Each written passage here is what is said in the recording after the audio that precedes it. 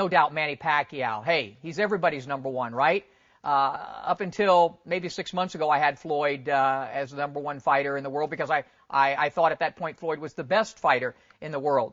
But Manny Pacquiao has solidified his position. He's number one right now. Floyd Mayweather right on his heels. If we can make that fight, maybe then Floyd can, reclaim his position. In terms of skill, well, we know what Mayweather brings to the table, but he's not fighting enough. He's number two right now. Number three, Juan Manuel Marquez. He's at the twilight of his career. There's no doubt about that. I started to see some things with his legs in the Katsitas fight where I can tell he's a fighter who's somewhat declining. However, he has so much skill, so much guile inside the ring that he's still one of the brilliant technicians out there. He's number three. Number four, Nonito Donaire. And I think the fight with Monte that's coming up will prove, does he deserve that position? Nonito is a tremendous, what we like to say, boxer puncher. He can box your ears off and knock your behind out. Donaire, number four. Well, the man from Argentina, Sergio Martinez, has catapulted his way into the top 10 and even the top 5 at the expense of Paul Williams. Martinez had a really sensational year, in my opinion, the victories over Kelly Pavlik and Williams. He's a very exciting fighter who appears to be improving, even though he's in his mid-30s. Sergio Martinez, can't wait to see what he can do for us in 2011. He's our number 5. Number 6, the big guy, Vladimir Klitschko. And I may get some criticism for putting Vladimir this high, but he is the best heavyweight fighter in the world today. There may be some arguments from another Klitschko, his brother, but Vladimir hasn't been beaten in about 6 years. He dominates everybody he fights. He's certainly improved. Is he still chinny? Perhaps, but nobody can get to that chin. We want to see more from Vladimir in 2011 in terms of opposition, but really the only guy out there who can provide better opposition, in my opinion, well, there's two.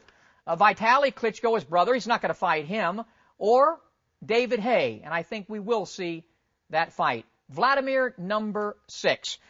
Number 7, he's unbeaten, and he's our last gold medalist for this country, Andre Ward. Andre Ward is but 26 years of age. He's improving all the time. Is he the best boxer out there? Nah. Is he the biggest puncher out there? No. And he never will be. But he just wins. Al Davis would love this guy because that's what he does, and I think we'll continue to see more from him. I think he'll end up winning the Super 6 tournament. Andre Ward, number 7. Number 8, Pongsaklek Wonjongkam. Try saying that name 3 times. But, you know, the little guy deserves it. He hasn't, he's pretty much been the dominant flyweight for about a decade. 77 wins, I think, only 3 losses, a couple of those way back in the 90s.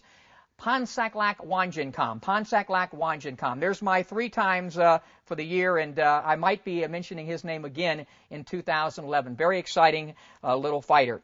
Number 9, Klitschko. No, not Vladimir. His older brother, Vitaly. Now, Vitaly doesn't fight a lot, usually because of injuries and things of that nature and contractual stuff. But when he does fight, he wins. The last time he lost, 2003, to a guy named Lennox Lewis. Because of that, he deserves to be in the top 10. Number 10, Fernando Montiel. Very flashy, exciting fighter who can box, who can punch. Who is he facing in February here in Las Vegas? Another guy who can box and who can punch, named Nonito Donaire. Number 11, Timothy Bradley. We got a very exciting fight coming up later in January with Devin Alexander and Bradley. Bradley throws punches in bunches. He's always in tremendous condition. Very likable young man. Not a big puncher, but makes up for that with all of his other great attributes inside the ring. Him and Alexander, very even fight. In fact, some people might say, hey, if you got Bradley in there, why is Alexander not in there? Maybe he'll have that opportunity after their fight in January. You asked for 10, I'm giving you 15. Number 12, David Haye, the Haymaker. One of the more exciting fighters in the world today, even though he is a heavyweight, because he has flaws, I think is what makes him so exciting. He certainly has tremendous speed and quickness, and he's very unorthodox. He can really hit for a guy that's not naturally a heavyweight, but he has proven to be a little bit chinny, and some question his heart. So because of those things, and the two guys named Klitschko, I think we'll see some exciting stuff from the Haymaker. He's number 12. Number 13, Xian bootay. I'm still not sold on bootay, but he does everything pretty damn good inside the ring. He's a good boxer. He's a good puncher. He comes fit. He's improving all the time. Maybe he'll decide to take a plane and come over to this neck of the woods and fight. Xian bootay, number 13. Number 14 is a guy who used to be in our top 10 all the time, and sometimes in our top 5, Miguel Cotto. We really haven't seen enough of Cotto, since the loss to Manny Pacquiao, in my opinion, to say, hey, what's left of Miguel? And with the Margarito fight, before that, the fight with the victory over Yuri Foreman didn't prove anything. But Miguel Cotto, skill-wise, is one of the best fighters in the world today, and I think he deserves to be in our top 15.